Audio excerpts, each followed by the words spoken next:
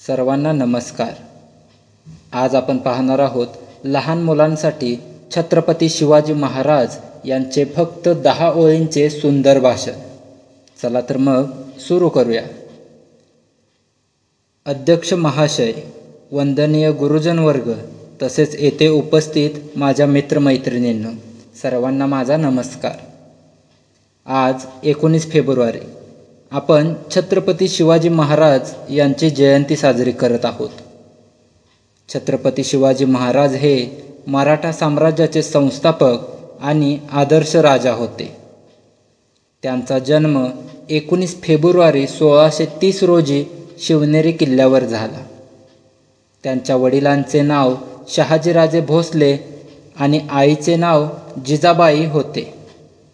त्यांनी वयाच्या 15व्या वर्षी रायरेश्वराच्या मंदिरात स्वराज्य स्थापनेची प्रतिज्ञा घेतली। छत्रपती शिवाजी महाराजांनी गनिमी काव्याचा वापर करून अनेक लढाया जिंकल्या। त्यांनी मावळ्यांच्या साथीने अफजल खान, औरंगजेब, शाहिस्ते खान अशा बलाढ्य शत्रूंचा पराभव केला। दुर्दैवाने 3 एप्रिल 1680 रोजी छत्रपती शिवाजी महाराजांनी अखेरचा श्वास घेतला।